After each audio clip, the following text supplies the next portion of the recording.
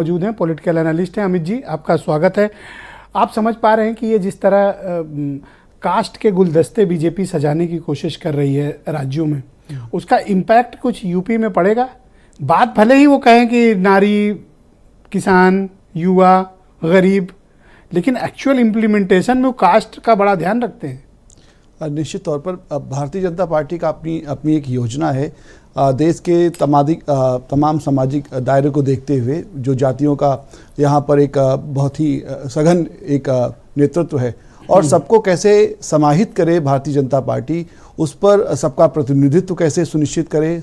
जैसा मोदी जी कहते हैं कि सबका साथ, सबका विकास, सबका विश्वास और सबका प्रयास, वो एक योजना मेरे ख्याल से इन 9.5 वर्षों के बाद इम्प्लीमेंट होते हुए दिखाई दे रही है। और बीजेपी 2019 से ही मध्य प्रदेश, छत्तीसगढ़ और राजस्थान में नेतृत्व परिवर्तन को लेकर लगातार प्रयास कर रही थी और इसी का परिणाम है कि जब वो पुराने नेतृत्व से पीछा छुड़ाना मकसद था या फिर जातिगत गुलदस्ता तैयार करने का और नए लोगों को लाने का मकसद था? निश्चित तौर पर देखिए, भारतीय जनता पार्टी ने राजस्थान में जिस तरीके से 2019 में हार हुई थी भारतीय जनता पार्टी की, और मध्य प्रदेश में भी सत्ता गंवानी पड़ी, छत्तीसगढ़ में भी सत्ता गंवानी पड़ी, भारतीय जनता पार्टी का मुझे लगता है ये एक हमेशा से प्रयास रहा है कि आने वाली जो सेकेंड लाइन की लीडरशिप है उसको कैसे तैयार किया जाए। और इस प्रदेश में भारतीय जनता पार्टी ने बड़ी कुशलता से एक जो सेकेंड लाइन ऑफ डिफेंस है, उनका जो लीडरशिप है, दूसरी पीढ़ी की लीडरशिप है, उसको तैयार किया है। शिवराज चौहान एक लंबे समय तक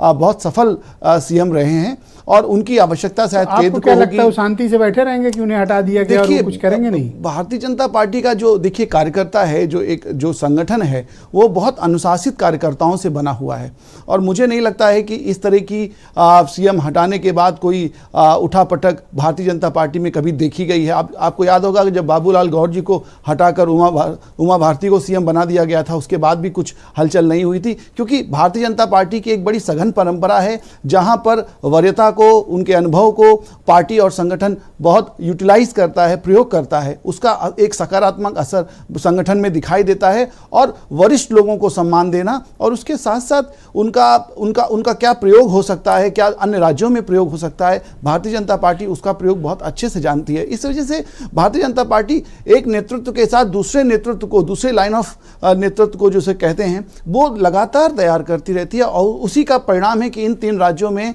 एक नेतृत्व। थैंक यू अमित जी, शुक्रिया आपका। हमारे साथ जुड़े रहिएगा, डिबेट को आगे बढ़ाएंगे। मेरे साथ